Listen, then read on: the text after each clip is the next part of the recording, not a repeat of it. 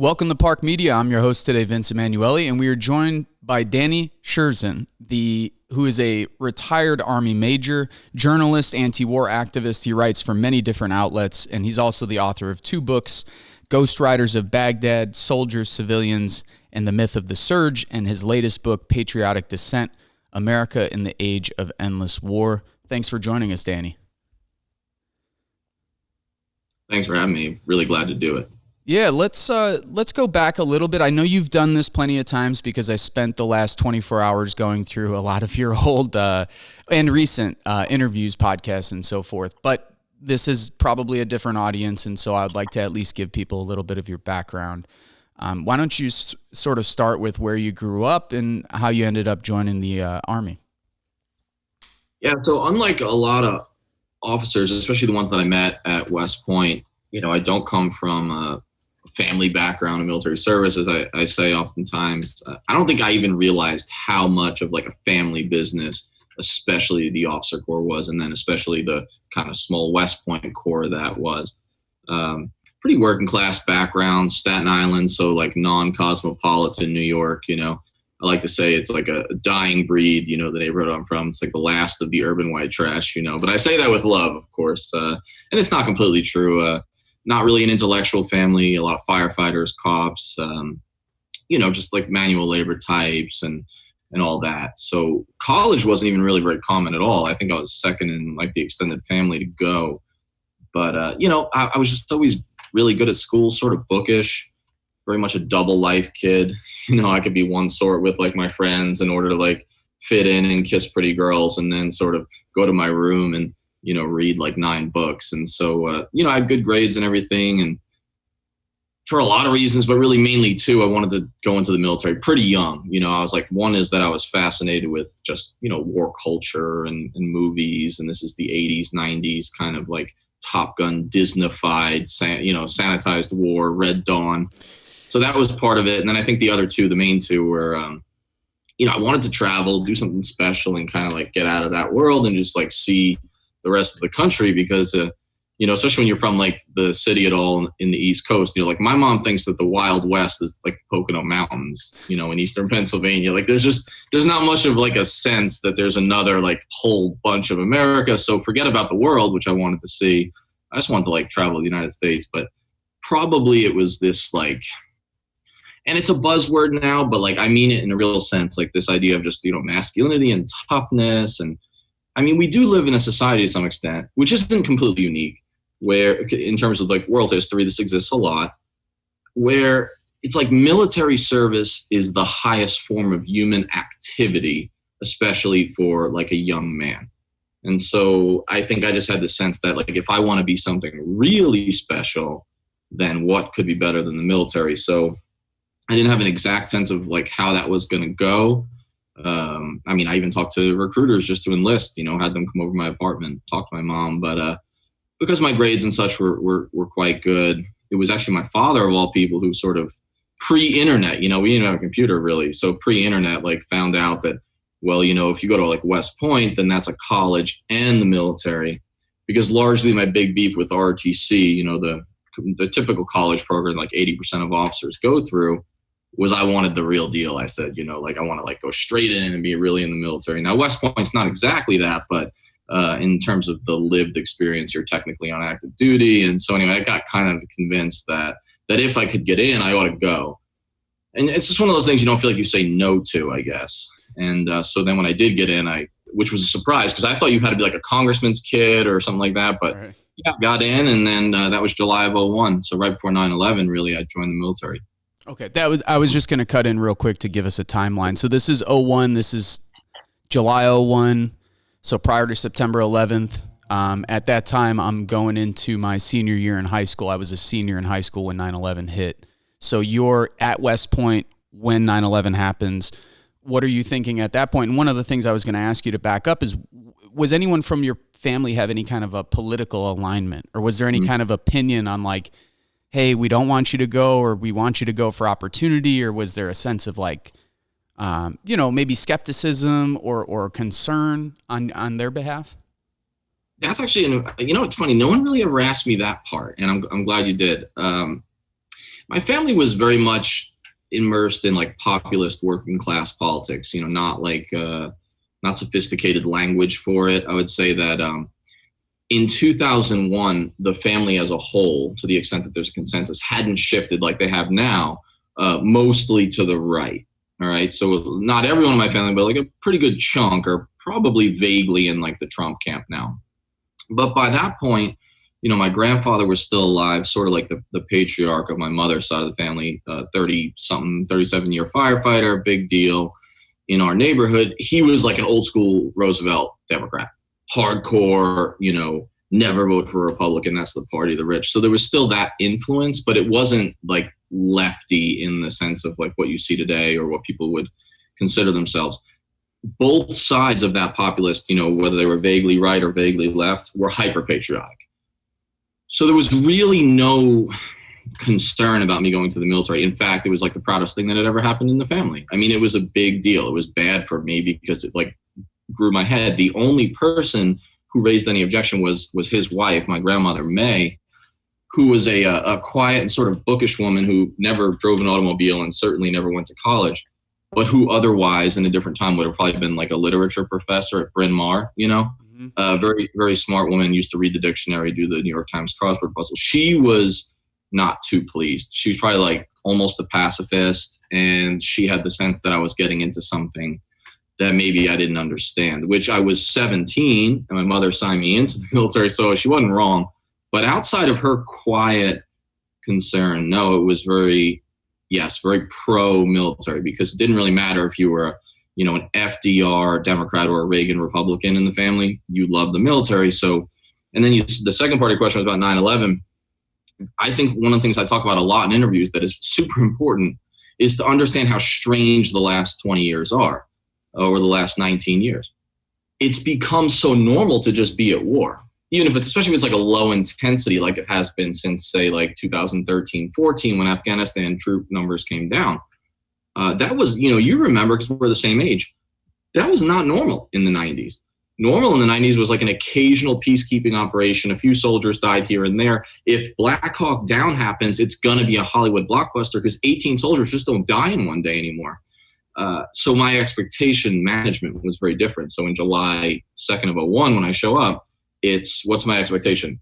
Germany for my first duty station, partying, probably marry a German girl, go to Kosovo and take cool pictures and act like I was really in the army. And then I'm in boxing class right at the beginning of my plebe year. Towers come down, we run in, we watch it in real time. And of course, I think we actually did, for one of those rare moments in your life where, we actually did know something profound had just kind of happened. Obviously, I guess the country did, but there was a sense of like urgency. And I guess you probably even felt it more going straight in. But even as a plebe with 3 more years under our belt, it was, pretty clear that this expectation of what the military career would be was a lot different from the reality. And of course, that's been the story for the last 19 years. Right. No, I was funny you were in boxing class. I was lifting weights with my friend Chris Simmons in our morning. We had like a conditioning course you could take as a senior. It was like a fuck off course, just stuff you could take to get out. And so we were doing like weightlifting in the morning. Yeah, I remember it like yesterday. I was doing flat dumbbell bench press, and in the corner of the room, the first tower hit. People thought it was an accident. We even had people running up to the TV or like, is this a movie? Like, what the fuck's going on? Like, we had people asking that question. And then when the second plane hit, of course, I think everybody knew the situation was serious, but I definitely wasn't in a mature mindset at that point. Our number one concern that day was whether or not we were getting out of school early. So it was like, does this mean classes are cut for the day? We were like, fuck yeah, all right. I mean, I think that too, like thinking back, that is how, a whole generation of us that ended up in these wars, like a lot of us, to your point, even those of us who joined after 9/11, I don't think we quite understood, unless maybe we had a family member who served in Nam. If we had somebody who served in Vietnam, maybe they imparted some of that wisdom and knowledge on us of the brutality of war. But beyond that, if you had friends or relatives who served in the 80s or 90s, they talked to you about, playing volleyball in Hawaii or going to Okinawa or whatever the fuck. It was like a pass to take a vacation around the world. It was like a whole 2 decades of people who joined that didn't expect they were going to war. Oh, absolutely. And I remember even going to school at West Point. So the 2/3, 3/4 of the instructors are rotating captains and majors who like go out in the force. That's what I did, right? They go out in the force, they do 10 years, they come out and they teach for a couple of years. Because you have to go to grad school first, it wasn't until 2004 and 2005 when I was a junior and a senior that we had like any combat veterans on our faculty teaching us military science, right? The exception was a couple of crusty old colonels who were like the heads of the departments who had been in Vietnam. They were really rare at that point. They had mostly retired. So it was strange because, like you said, even career officers who did 20, 25 years could go through their entire time and, you know, obviously never have served in any real combat.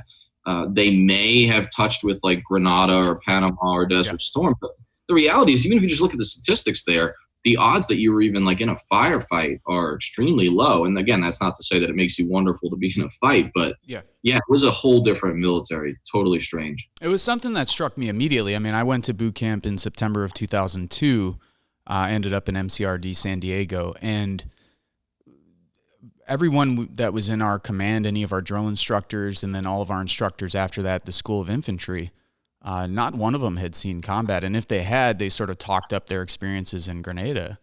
And a lot of us were skeptical of what those experiences actually were, at least those of us who even knew what the fuck Grenada was. Give me a sense of, because I don't want to get too much into your time at West Point. Maybe we could do that another time. But I'm wondering now, you're there until, what do you do, a 4 or 6 year term there?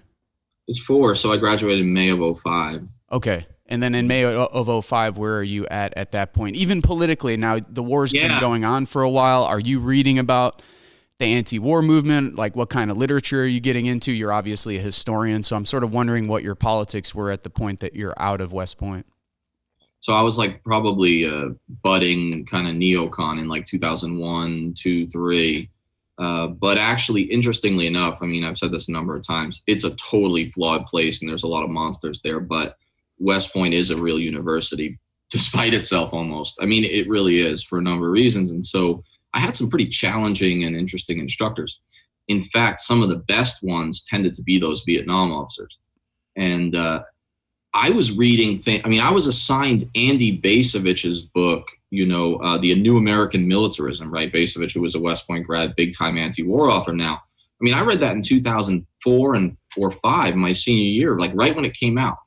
Assigned a colloquium. So I was being presented with some alternative and like independent analyses that were critical.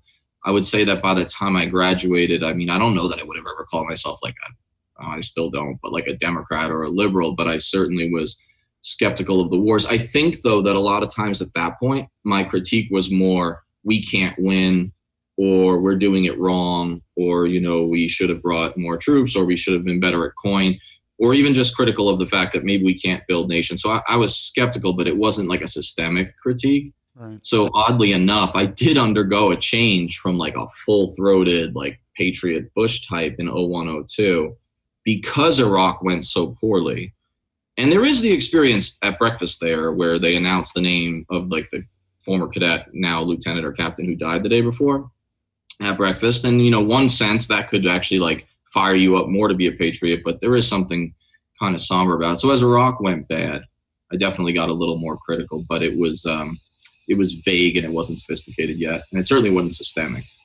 What unit did you end up with out of West Point? And I'm sorry if the lingo is slightly different between the Marine, and I absolutely have no idea of the officer experience. So, you know, it's pretty similar actually. Yeah, there's like small terms that are different, but so I had to go to like basic officer training. So technically I signed on to be an armor officer, but you know, in the Army, I don't know if it's really like that in the Marines because you don't have as big of an armor community, but it's like half actual tank guys. I was never on a tank or a track vehicle, and the other half goes like cav, we call it, which is just like glorified infantry who wears cowboy hats at their parties. I knew I wanted to do that mainly because that's what my favorite instructors did. I mean, they were like cool dudes. And so I had to go to like my training. So I had to train on tanks first, and then I went to the scout platoon leaders course. Everyone goes through like 6 or 8 months of training, but the unit I went to was in the 2nd Infantry Division. It was a light cav squadron, 361 cav. And then when I left them, I went to 4th Squadron, 4th Cav, which is an older unit. technically a mechanized unit, but we had turned in all of our armored vehicles in order to go to Afghanistan. It was pretty much all foot traffic there. We didn't even have Humvees. So, so I was in basically light cavalry squadrons, scouts who were 19 Deltas in the Army. And what division, what unit, where at, Danny? What state, what sort of base were you at? So my two main bases, like where I commanded like a platoon and then a troop, were Fort Carson, Colorado, as a lieutenant, and then Fort Riley, Kansas as a captain. And then in between there, I, did like in training here and there and stuff. And I was at Fort Knox twice, which is kind of like the home training base of the armor and cav community, and then West Point. So you end up in Iraq during the surge. For any of your training, did you end up in 29 Palms doing any kind of training? No, I was at Fort Irwin, Barstow, but never actually went to 29 Palms. Although I imagine the terrain is somewhat similar, I'm guessing. Yeah. I went to the damn if I didn't hate the Mojave Desert for training, but I went to the National Training Center a couple of times just for a month. Serge and I were there for 4 years.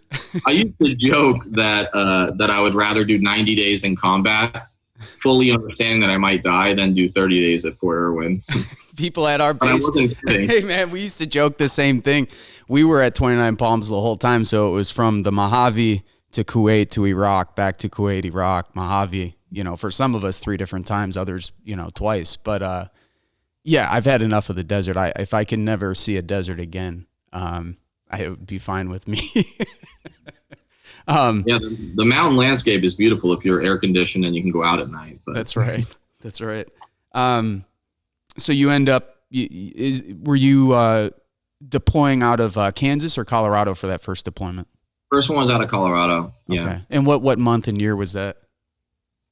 We left in the beginning of October 2006. So what was interesting about that is I had sort of a similar experience to the West Point thing, in the sense that we went to Iraq before the surge was even announced, and before Petraeus was appointed, because those two didn't happen at the exact same time. So I was there for like 3 months before Bush announced the surge. And so what was interesting about that, again, was that the rhetoric, the strategy, the mission statement, they all changed at that like 3rd month. And then also just a little after that, I don't remember if it was maybe February or March, then that's when we got extended the additional 3 months. So the year became 15 months. So I saw kind of both sides of that. And of course, October and November, and I think December as well, were the bloodiest months for total casualties, including like Iraqi Civil War casualties. Just bad luck that I happened to show up at that time. But it was a legit, like, full-fledged civil war then, which, I'm sure you know. But those months in particular, I've gone back and studied and written about this. They were like very ugly statistically. And then the surge was announced, and then everything was better, right? That's what we were told. Right. we won. Yeah, I was. We left the second time we left. What was it? May of 2005. That was in Al-Qaim. In western Iraq, just north of just on the Syrian border and just on the Euphrates. So we left just right around the Battle of Al-Qaim, right after the Battle of Fallujah. That was our second deployment. First deployment during the initial invasion ended up in Najaf, was where 1st Battalion, 7th Marines ended up for the first deployment. Yeah, second deployment in Al-Qaim. So we left.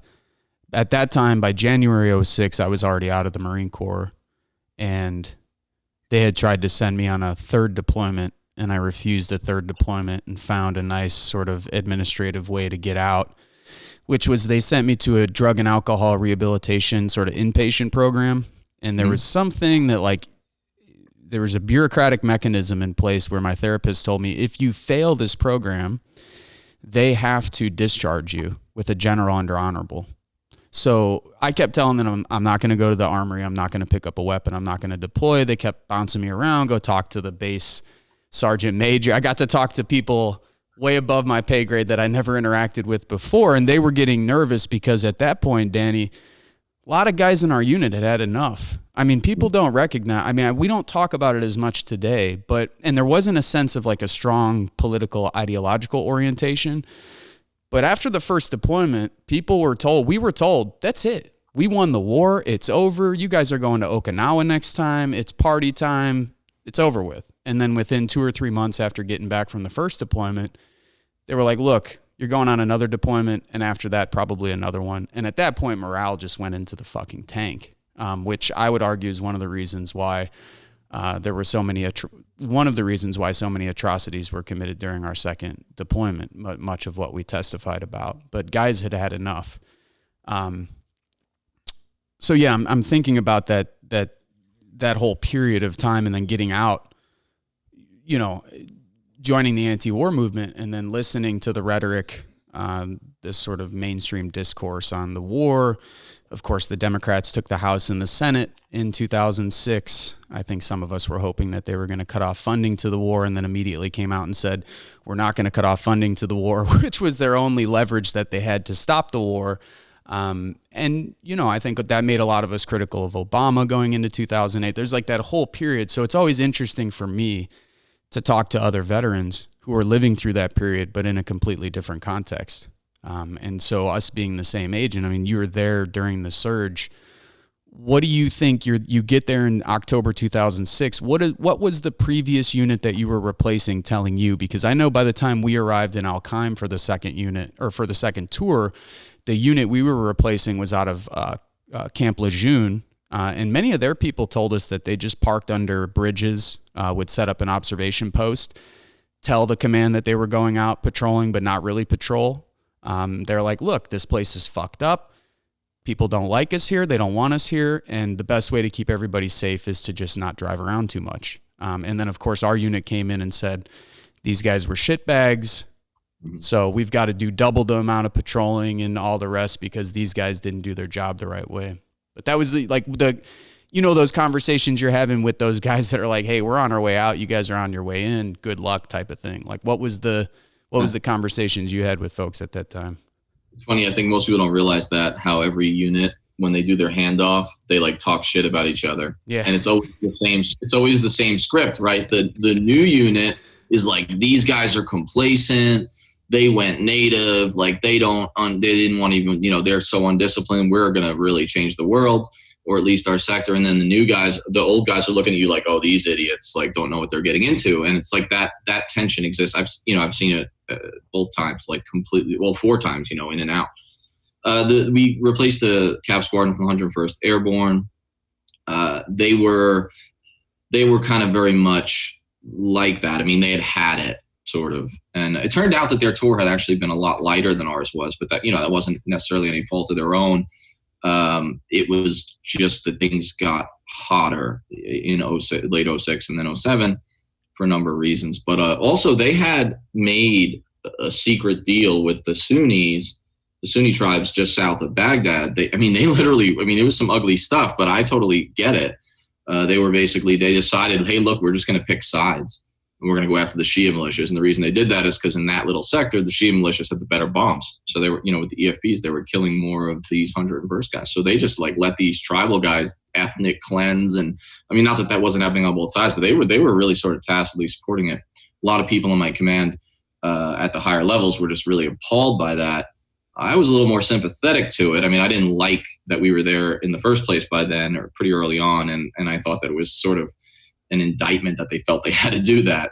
But it was funny because then Petraeus comes in and he solidifies that very same basic tactic that had been piloted out in Anbar by that 1st Armor Division, and I think even some Marines, of like empowering the Sunnis. And that became policy largely in large swaths of Iraq and West Baghdad. So, but that was sort of fascinating. I felt like it kept switching. And that's been my experience both in Iraq and Afghanistan. I felt like I was a low level and then like a almost mid-level officer, but I was privy to a lot of like the rhetoric and the mission statements and the guidance. And I felt like things were always changing. Like it was amazing how the enemy could change, how the mission could pivot, but like in profound ways. And that was one of the things that really threw me. And I think in Afghanistan, the drug war was a perfect example because my official, to the extent we even had them, because sometimes there were just no policy, my official like orders on what to do if I found heroin, sometimes it was actually processed, like ready to roll. Most times it was just poppy. That changed like 7 or 8 times. Burn it, steal it, let them keep it, let them grow it. It kept changing. And it was just, I don't know, it struck me, I think, and I'm sure you had this experience too, in both wars. there are no adults minding the store. That's what struck me. And I think I used to be a believer that assumed, like most Americans do, because the same thing is true in Washington, of course, and in the Pentagon. There's no adults, right? There's no adults minding the house. I think that most Americans, or they used to, people are more distrustful now on both sides, but there used to be this sense that people know something more than us, whether it was about 9/11, intelligence, torture, you name it. Someone knows more than I do. So like my opinion almost doesn't matter because I'm not privy to the intelligence. And then I think it became apparent to me experientially, and then also reading and studying, nobody really knows what they're doing. Like there really aren't, all knowing folks who are creating policy. So yeah, that was the unit we took over for. They very much were protecting themselves and doing everything possible. I did that. It did not take long before I was lying to my bosses, shutting off the Blue Force tracker and Humvees. It got so bad. The most extreme example of this is in Afghanistan on the way out. It got pretty rough down in Kandahar, and we were just like maybe a few weeks out. And they started putting these trackers, these GPS trackers on us. They called them honesty traces. You want to talk about it in some Orwellian language? Honesty traces, they called them. And what you'd have to do on your foot patrol to avoid what you're describing is you'd have to plug it into a computer and it would actually trace where you had done your patrol to stop, to make sure you were doing what they said. Because they were coming up with all these things like you have to do 8 patrols every 24 hours and they have to go this distance. Like no mission statement, just presence. Right. Of course, you weren't allowed to say presence patrol because that was, you're not allowed to say that word. That word was canceled. But it was presence patrols. They just called it something different. But at the very end, I let one of the platoon sergeants, when I was troop commander or company commander, I let him attach one of those GPSs to one of our little like drone wheeled EOD things that the handheld like remote control cars and drive it around to create an honesty trace, which is like totally illegal, right? But I won like massive street cred with the boys, but that's not why I did it. It was just obscene to lose another soldier at that point. But yeah. I wrote about that in Iraq in Ghost Riders, and I was actually confronted by an 06 colonel in charge of the Simon Center for the Professional Military Ethic, SCPME, at West Point. Full bird colonel pulled me into his office, didn't tell me what it was for. I was teaching there. I was still a captain, about to be a major. And he lambasted me for an hour about how I'm the worst officer ever for writing that book and for admitting that I told lies and that I'm like literally shouldn't even be near the military academy because I'm ruining an entire generation. Meanwhile, I hadn't talked about any of that with my cadets. Most of them didn't even know I wrote a book. But yeah, he was really angry about that. I wish we would have had some decent officers. I mean, one of the things that struck me from listening to your previous interviews was just how thoughtful you were while you were in. That was sort of anything but Sergio and I's experience with the officers that we served with. And I particularly found, because we had a chance to interview him as well, and it was a good conversation and quite funny, but I was listening to your talk with Oliver Stone as well, and I was like, Oliver's reaction to you being an officer would probably have been my reaction if I hadn't listened to your previous interviews. Like right away, when I hear officer, I'm just like, oh, fuck. I start rattling off the names of guys that I'm like, and the one who actually had a decent conversation with me towards the end of our second deployment was this gentleman by the name of Lieutenant McLaughlin, who was our company XO at the time. And he's smoking this fat cigar outside of our sea huts on the fob. And I'm having a cigarette, and he's just like, Emanuele, he's like, because I kept asking him, I was just like, why are we here? Who are you supporting in the election? Like I was just going on and on, like so much stuff was going on that it was, 2004. So we were there during the presidential election, Kerry versus Bush. At that time, I supported John Kerry, thinking that was like a radical thing to do. All the people in the unit, as you know, within that sort of insular social bubble, people are like, oh, you're a faggot, hippie motherfucker, Emanuele. Like you're going to support a Democrat over Bush in the middle of a war. So I thought to myself, like, I'm standing up for something. Like, I actually support this guy. These guys are giving me shit because of it, so fuck you. And McLaughlin, I kept asking him, why are we here? All these just very sort of naive questions that a 20-year-old asks who has, again, no intellectual background, fucked off in school, no sense of anything. And he said, look, Emanuele, he's like, we're in Al-Qaim because there's fighters going to Fallujah and Baghdad, and they're bringing weapons and fighters. We're supposed to be bullet sponges and intercept as many people as we can before they get to the big fight in Fallujah or Baghdad. Why are we in Fallujah or Baghdad? I can't tell you. Why did I vote for George Bush? Because the stock market will do better under him than it will under Kerry. And I was like, thank you for, you're a piece of shit. I didn't say that, but I'm thinking to myself, you're a total piece of shit, but thank you for just being fucking honest with me. It was like the only time that one of the officers just kind of, leveled with me and didn't give me like the standard whatever line that they're supposed to give. And I was like, that was when it really hit me. Holy fuck, there aren't adults in the room. That people have their own interests. Some people are jockeying for better rank and better position. Some people are lying about missions because they want to survive. Other people are lying about missions because they don't want to look bad to their higher ups. And it just, the whole thing came apart for me. So anyway, that's not a question. I'm just I just want to say, it's funny that you said that about the stock market. I've written about. Whoop. I think that's on our end, Serge. Hold on, Danny. If you could hear me, I apologize. Stocks and like day trading and investments, but like loud and in front of the soldiers. And I just remember thinking like, they don't even get it. Like, this is obscene. I don't do any of that stuff. And I'm like super not interested in like anything financial. And I wasn't then, and I didn't grow up around it. But I think I also realized that maybe I was going to be trapped in the middle sort of like forever, because like I've said about face, the first time I went to a national convention, people were kind of cool to me. I was still on active duty, which is rare. And I was an officer, I was a major, which is even more rare, and I looked even more clean cut than I do now. And I look pretty clean cut. People thought I was like a plant or something. And someone told me that, like a nice dude was like, hey, people don't trust you because like, you just don't look the part. And I get that. I think I had that sense even as an officer where I was like, I like to think that I'm like the working class hero officer who like gets the soldiers, but that's not completely true either, regardless of where I came from, because my experience is different. My job is different. My view is different. So I was like trapped in the middle. And it was just like that moment when they were talking like day trading and stocks, like in earshot loud of like their soldiers who can barely buy Pampers, some of them. I was like, I'm trapped, man. Like I'm stuck in the middle. Yeah, no, and I think that's what turned me off immediately, was I started to see some of those same class representations replicated within the military structure. And then even the racial stuff or the gender stuff, like I just remember getting there and being like, holy shit, this is a more intense version of the South Side of Chicago. Like everybody, like the fucking Mexicans hang out with the Mexicans, the black dudes hang out with the black dudes, like the dudes from the South hang out with the dudes from the South. I'm like, this is fucking wild. Like, I mean, of course, over time, people start to mix a little more. You build those friendships, but still at its core, there were dark Marines, there were light green Marines, and, you'd hear all this bullshit. We're all one shade of green, and it didn't play out that way at all. And then also with regard to the officers, it just seemed like a totally different class of people.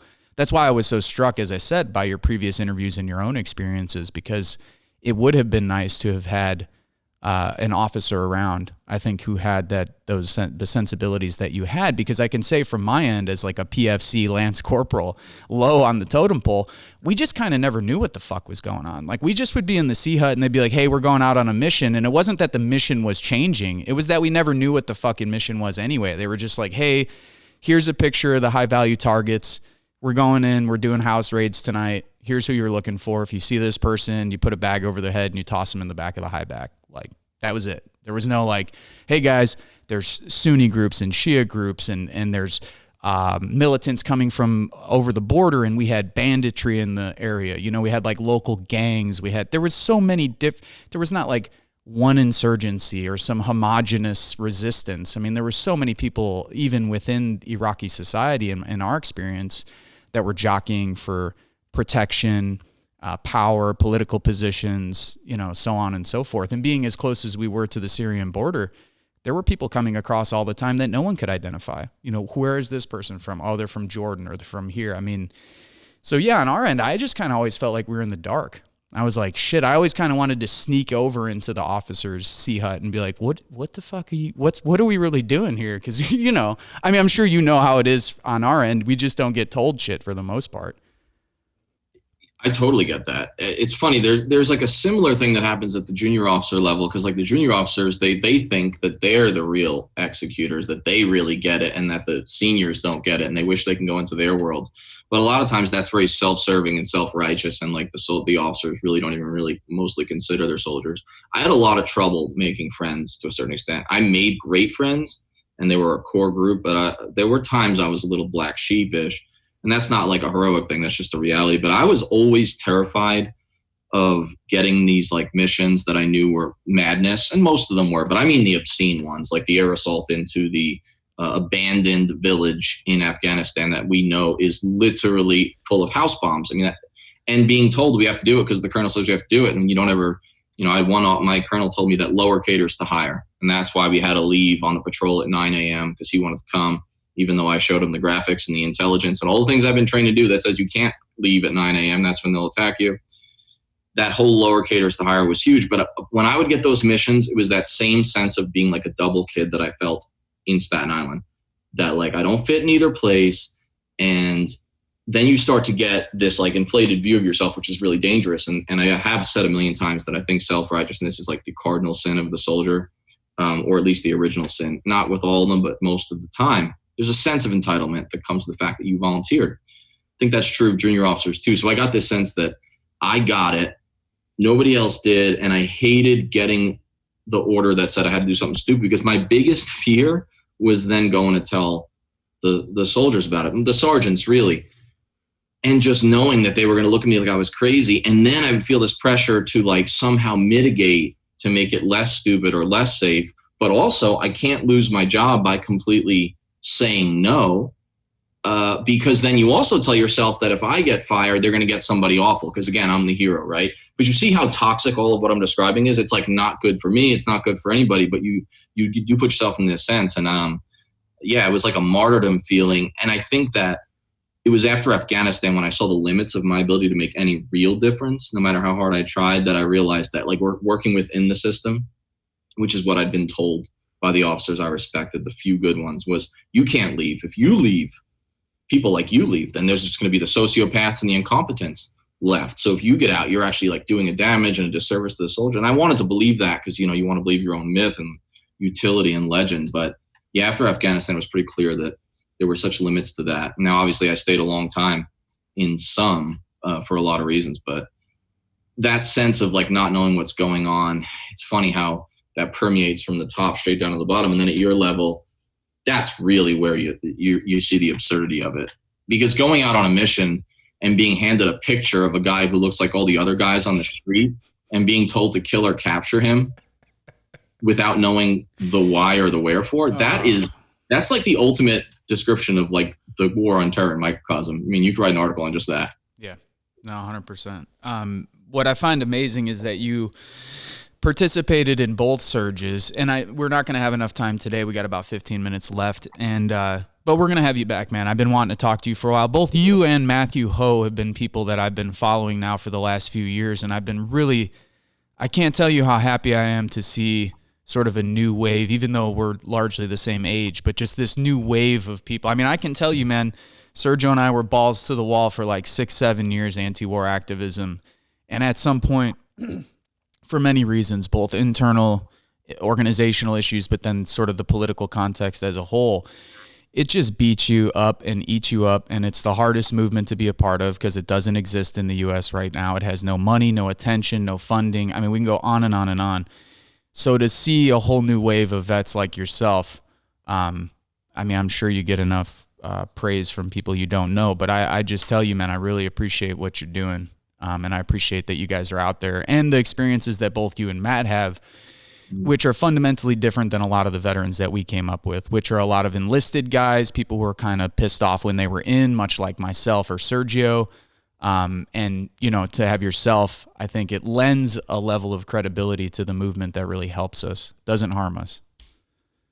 I appreciate you saying that. I mean, it's funny. I'd rather hear that from you, frankly, not to blow smoke up your ass, but I'd rather hear that from someone like you than, someone in like the media or whatever. Not like that there's anything wrong with like getting some sort of civilian praise, but like I'm just kind of over that. And look, I've got my limitations in a million ways, and like my ethical sort of like conundrums and my lapsed Catholic penance to do for almost 18 years in the machine. Like it's obscene how long I was in, but yeah, I mean, I hope that it provides some credence. What's funny is like, again, being trapped in the middle, there's, if you medically retire as a major, right? If you leave at the point that I did at the rank I did, the colonels and the generals on Fox and on MSNBC, shit, there's more of them on MSNBC since Trump got elected.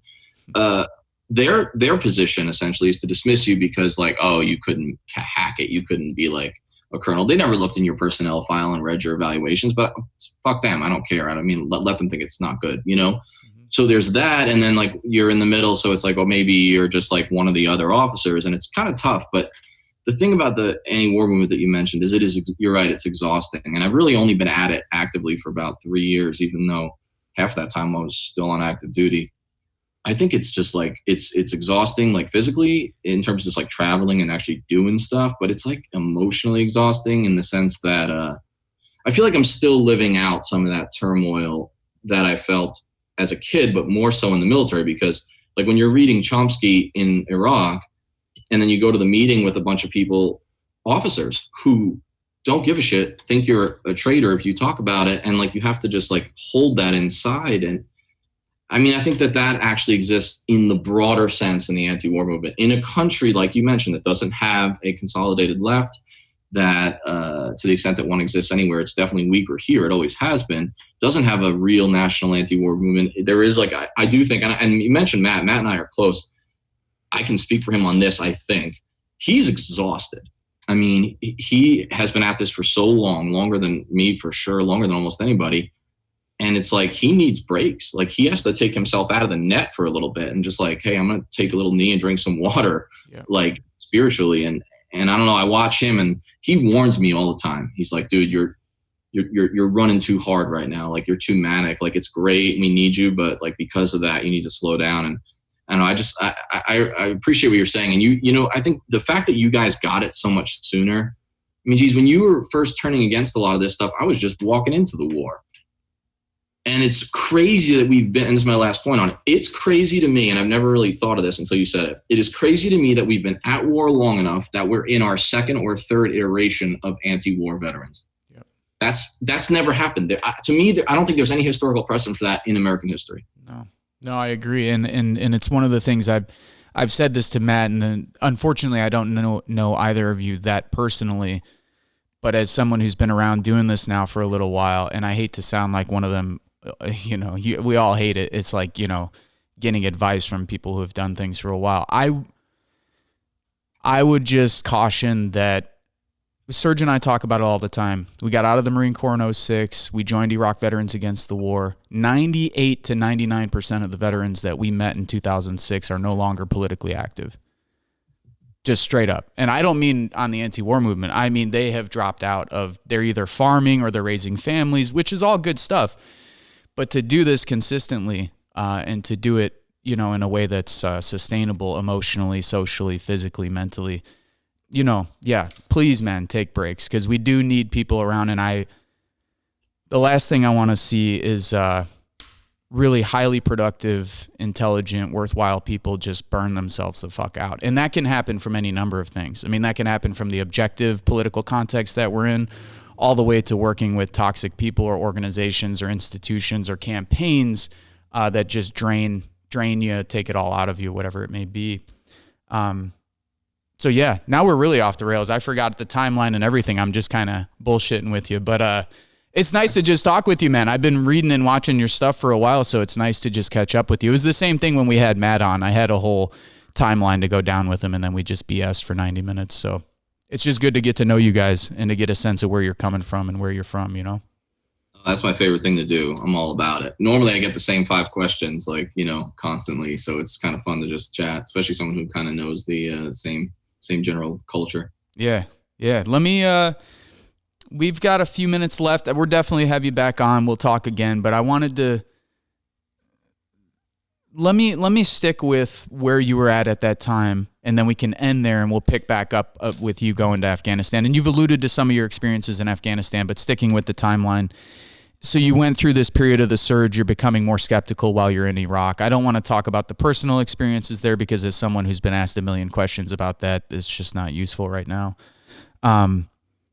And it's one of the things I got annoyed with over the years, by the way. One of the things that's got me to stop doing as much anti-war work and to sort of branch out into other political campaigns and issues was because every single interview that I did for years, even if I was working on a housing rights campaign, somebody would be like, hey, so why don't you tell us why did you join the Marine Corps, and have you ever killed anyone, and what was your experience like in combat? And I'm like, holy fuck, man, I've been telling the same story for 10 years. It's got to stop.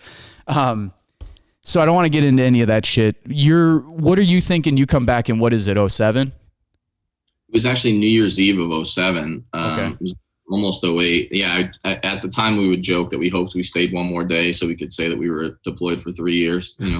Yeah. It was a long time. And I also used to joke about applying for Iraqi citizenship. It was a long tour. By the end of that tour, I was actually very politically, at least educating myself. Not really necessarily active yet, but I mean, I was petulant. I've always been a little petulant and anti-authority, actually. So, of course, the perfect place for me was to go to West Point. But, I was posting World War I, Siegfried Sassoon poems on my locker. I mean, I was growing my hair out and getting yelled at by the majors. I mean, it was stupid, childish stuff, but it was like keeping me alive, spiritually or whatever. By the time I was back, I was over it. I thought all the troops home immediately, Iraq, Afghanistan, it's all got to stop. Like you, though, in 04, but just 4 years later, I came home and I was on the Obama train, big time. Again, it felt courageous to be an open Democrat. Right. In the military culture of George W. Bush is God, and Dick Cheney is Darth Vader, but like the good version somehow. Like we were all stormtroopers and Dick Cheney was the father. I mean, being a Democrat was rare. Being a white male combat arms officer who was a Democrat was unheard of. Right. I mean, almost unheard of, because you talked about the racial divisions. And I mean, particularly in the Army, although I think it's probably similar in the Marine Corps. I've done some study on this. And it has nothing to do with their courage. We can get into that. But as you go from like least combat oriented to most combat oriented on a linear graph, the units get increasingly white and male. Yep. Of course, male because of the rules back then, but white. So it was rare. I actually, at Fort Knox, I was traveling over to southern Indiana, which was like a swing state that year. I believe Obama won it. Yes, it was. First time in 44 years. Yeah, so I'm actually on my like weekends and stuff. I was like canvassing, knocking on doors for Obama, like in a hoodie, like off duty. And I thought I was the most courageous dissenter in history. It's so ridiculous looking back. Like I hate myself for it. But I thought that was like the biggest thing you could do. Yep. And it was really secretive or whatever. I don't know if it was illegal, but it was like untoward to talk about it. The reason I mention that is because similar to your experience with Kerry, I think, when Obama becomes president and I start seeing things that aren't changing, and then I get sent to the surge in Afghanistan, which I wasn't supposed to be on. So not only was that surge not supposed to happen or shouldn't have happened, but my unit, it was very like in my face, because my unit was supposed to go close down the Iraq war. It's going to be a chill tour.